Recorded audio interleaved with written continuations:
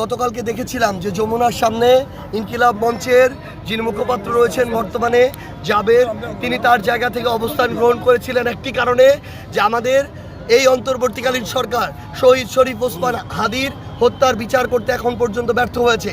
কয়েকদিন পরে নির্বাচন, কিন্তু এখন পর্যন্ত তাদের জায়গা থেকে চোখে পড়ার মতো কোনো অগ্রগতি নাই।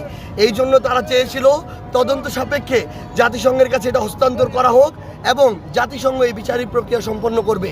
কিন্তু গতকালকে থেকে আজকে পর্যন্ত তারা যখন সেখানে শান্তিপূর্ণভাবে অবস্থান করছিল, RICL TMX, যুগের পর যুগ স্থাপনা থাকে মজবুত। ইন্টারকন্টিনেন্টালের সামনে এবং যমুনার সামনে তাদের উপরে অত্যন্ত দুঃখজনকভাবে যেই খারাপভাবে আক্রমণ করা হয়েছে আইন শৃঙ্খলা রক্ষাকারী বাহিনী দ্বারা, তাদের উপরে টিয়ার শেল নিক্ষেপ করা হয়েছে, গুলি করা হয়েছে এবং সেইখানে অনেক মানুষ রক্তাক্ত হয়েছে, আহত হয়েছে। আমরা অন্তর্বর্তীকালীন সরকারকে একটা কথা বলি, আপনারা এই বাংলাদেশে মানুষের নিরাপত্তাও দিতে পারেন নাই, বিচারও নিশ্চিত করতে পারেন নাই।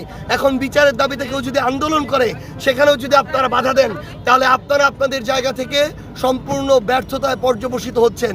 এবং আমরা এই ন্যাক্কারজনক ঘটনার তীব্র নিন্দা জানাচ্ছি এবং আমরা আমাদের জায়গা থেকে আমাদের ইনকিলাব মঞ্চের যে দাবি, সেই দাবির সাথে শতভাগ একাত্মতা পোষণ করছি এবং আমাদের সেখানে যে ভাইরা রয়েছেন তাদেরকে এই যৌক্তিক দাবির সাথে ইনকিলাব মঞ্চ যেভাবে বলে সেই অনুযায়ী সেই কার্যক্রমে অংশগ্রহণ করার জন্য আমাদের জায়গা থেকে আমরা আহ্বান করছি।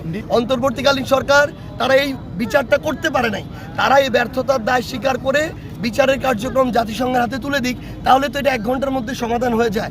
এবং তারা তো শান্তিপূর্ণভাবে এই জিনিসটা করছিল, কিন্তু তারা বিচারও নিশ্চিত করতে পারবে না, আবার আক্রমণ করবে, এটা কোনোভাবেই হতে পারে না।